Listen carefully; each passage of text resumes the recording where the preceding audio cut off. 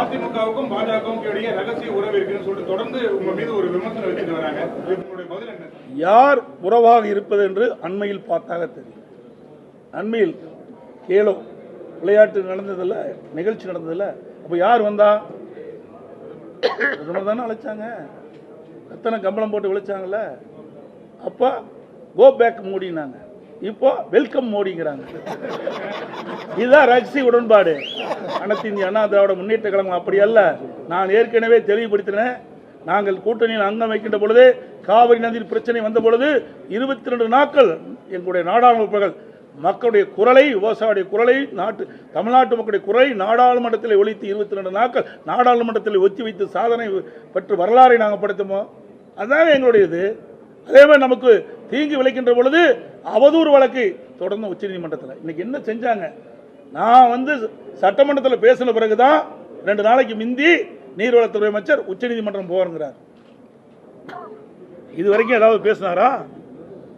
இதை எதற்காக சொல்லினேன்னு சொன்னால், இந்த நாட்டு மக்கள் மீது அக்கறை இல்லாத ஒரு அரசாங்கம் இன்றைய அரசாங்கம். வீட்டு மக்களை பற்றி தான் கவலைப்படுகிறார்கள். அவர்களுக்கு என்ன அதிகாரம் வேண்டும் என்பதை தான் பார்க்கின்றார்கள். ஓட்டு போட்ட மக்களுக்கு நன்மை செய்ய வேண்டும் என்று சிறிதளவும் கவலைப்பட்டது கிடையாது.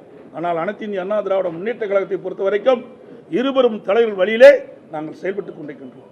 நாட்டு மக்கள் தான் எங்களுடைய எஜமானர்கள். அவர்களுக்காகத்தான் நாங்கள் உழைக்கின்றோம்.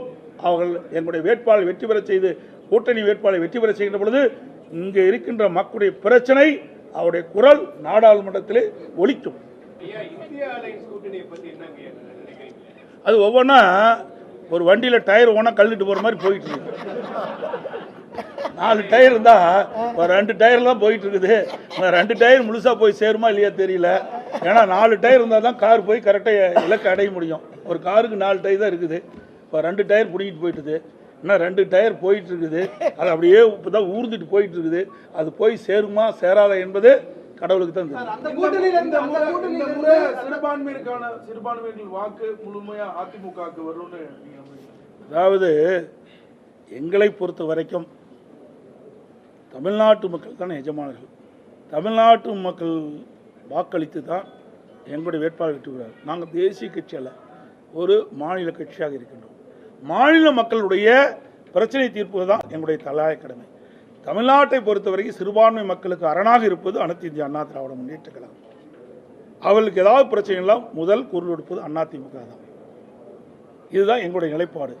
ஆக அவர்களுக்கு ஏதாவது சிறுபான்மை மக்களுக்கு ஏதாவது தமிழகத்தில் பிரச்சனை ஏற்பட்டால் அந்த பிரச்சனை தீர்ப்பதற்கு முதல் குரல் கொடுப்பது அனைத்து இந்திய அண்ணா திராவிட முன்னேற்ற கழக கட்சி.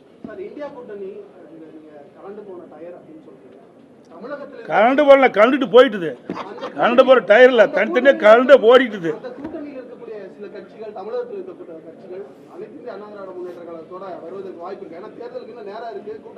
அதாவது இது ஒரு ஜனநாயக நாடு. ஒவ்வொரு கட்சிக்கும் ஒவ்வொரு உரிமை இருக்குது, ஒரு பார்வை இருக்குது. இன்னும் தேர்தல் நெருங்கலை. தேர்தல் அடுத்த மாதம் 2வது வாரத்தில் தான் அறிவிப்பதாக தகவல்.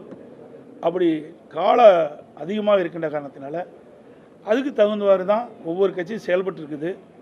ஏன்னா ஒவ்வொரு கட்சியும் தன்னுடைய பலத்தை நிரூபிக்க வேண்டும் என்று ஒரு கட்டாயத்தில் இருக்கிறார்கள்.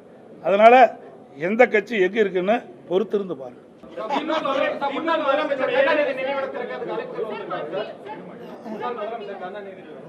அவர் தான் அழைப்பு சொன்னார். எங்களுடைய இதயம் புரட்சி தலைவி அம்மா திறப்பு விழாவுக்கு வள்ளினாலும் பரவாயில்ல, தடுத்து எவ்வளோ தடுத்து நிறுத்தினாங்க உங்களுக்கெல்லாம் தெரியுமில்ல. அடக்கம் பண்ணவங்கள கூட அதை தோண்டி எடுத்து வேற பக்கம் அடக்கம் பண்ணணும்னு செய்வதற்கு தூண்டுகோலாக இருந்தது யார் என்று வெட்ட வெளிச்சத்துக்கு வந்தது. திரு கலைஞர் அவர்கள் மறைவுக்கு பிறகு அவரை அடக்கம் செய்கின்ற பொழுது இரவோடு இரவாக யாரெல்லாம் இதயம் புரட்சி தலைவி அம்மா அடக்கம் செய்த மீது வழக்கு போட்டார்களோ அவர்களெல்லாம் இரவோடு இரவாக வாபஸ் பெற்றாங்க. அப்படின்னா யார் காரணம்? அப்படிப்பட்ட தப்பெல்லாம் நாங்கள் செய்ய மாட்டோம். ஏன்னா இருவரும் தலைவர்கள் எங்களை அப்படி வழிநடத்தலை. அந்த இருவரும் தலைவர்கள் வழியில் சிறப்பாக நாங்கள் ஆட்சி செஞ்சோம். மக்கள் தான் எங்களுக்கு எஜமானர்கள். எது நல்லது எது கெட்டதுன்னு சிந்தித்து செயல்படக்கூடிய கட்சி அதிமுக கட்சி. அதிமுக நிர்வாகிகள், தொண்டர்கள்.